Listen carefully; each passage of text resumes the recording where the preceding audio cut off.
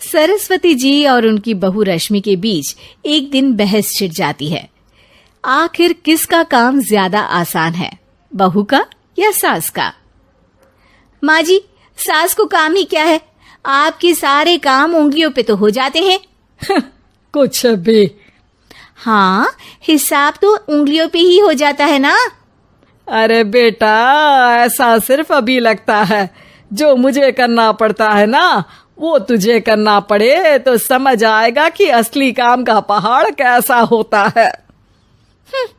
ठेले बराबर वजन भी नहीं है आपके काम में, और बात पहाड़ों के वजन की कर रही हैं आप। तू ऐसा करती ही क्या है घर में बेटा, ये तो बता मुझे। मैं थोड़ी ना कुछ करती हूँ, सब जादू से हो रहा है इस घर में।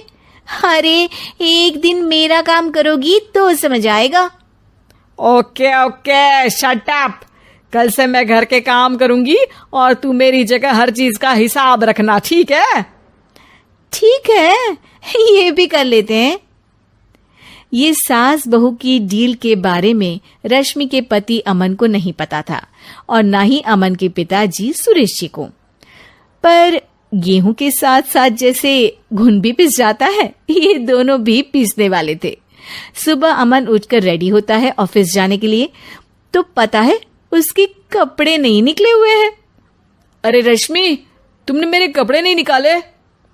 अपनी माँ से पूछो ना, उन्हीं का काम है ये। अमन अपनी माँ के पास जाता है। अब मेरे कपड़े आज आप देने वाले हो क्या माँ? हाँ, देना तो मुझे ही चाहिए, पर तेरी बहू ने कपड़े धोने ही नहीं डाले।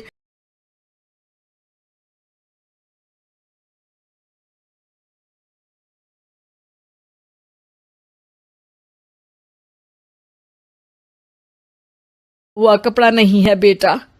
हैं? ऐसा क्यों? कपड़े तो धोने आप ही देते हो ना माँ? अरे बहू ने तुझे बताया नहीं, अब हम अदल बदल गए हैं। मैं अब बहू और तेरी बीवी सास।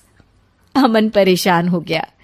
वो बिना इस्त्री के कपड़े पहनकर ऑफिस चला गया। सरस्वती जी अपने घुटने के दर्द के कारण झुककर घर साफ नहीं कर पा रही थी और ना ही खाना बनाना याद रख पाई। उधर रश्मि पहले ही दिन घर की चाबी घुमा चुकी थी और 300 रुपए का हिसाब अलग नहीं मिल रहा था। पर दोनों का ही घमंड कैलाश पर्वत से भी बड़ा था और दोनों ही खेमे एक दूसरे की बात मानने को बिल्कुल तैयार नहीं थे। शाम को जब सुरेश जी और अमन खाना खाने बैठते हैं तो सरस्वती जी उनके सामने गाजर और पपीते लाकर रख देती हैं। अरे माँ, ये क्या है? ख्याली पुलाव के साथ सलाद। माँ जी खाना बनाना भूल गई लगता है। अरे एक एक चमन्नी का हिसाब है मेरे पास, खाना बनाना कैसे भूल जाऊंगी? ये तो मैंने पढ़ा था कि फल फ्रूट खाने से सेहत अच्छी रहती है, इसीलिए ये ले, एक फल खा ले।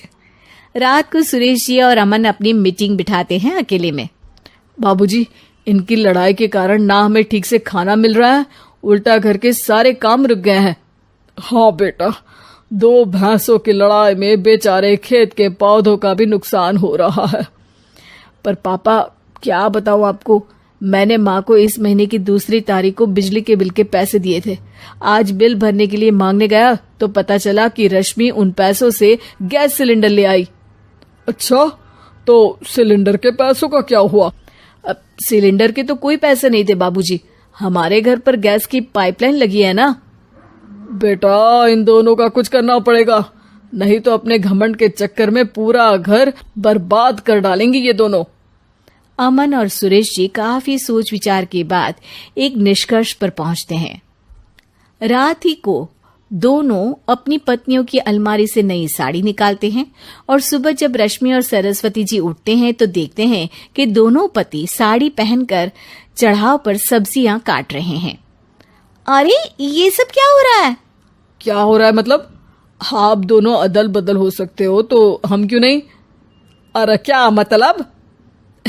नहीं नहीं, मेरी भी बचपन से किसी की बहू बनने की इच्छा थी, तो आज से सरस्वती तुम बड़ी बहू, मैं मिडल बहू और अमन छोटी बहू। अरे लेकिन सब घर पर बैठ जाएंगे तो कमाएगा कौन? ये घर कैसे चलेगा? अब वो तो भैया या बाकी लोग जाने। अब हमने भी अदल बदल कर ही लिया है तो कुछ नहीं हो सकता। रश्मि और सरस्वती जी को समझ में आ जाता है कि उन दोनों की आपस की डील की वजह से इन दोनों को बहुत तकलीफ हो रही है और उनके ईगो ने दूसरों को कितनी यातनाएं दी है। अब असल में माँ जी आप सही थी, सास बनना बहुत मुश्किल है। अरे हाँ बेटा, और तू भी, मुझसे तो नहीं हो पाया सब घर के काम, वापस बदल ले क्या?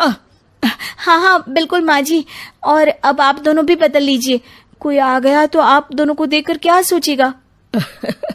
अच्छा है, आप दोनों के समझ में ये बात तो आई। मैं फटाक से कपड़े बदल लेता हूँ। अरे रुक जा बेटा, एक फोटो ले लेती हूँ तेरी। मेरी बेटी होती तो तेरे जैसी ही दिखती साड़ी में।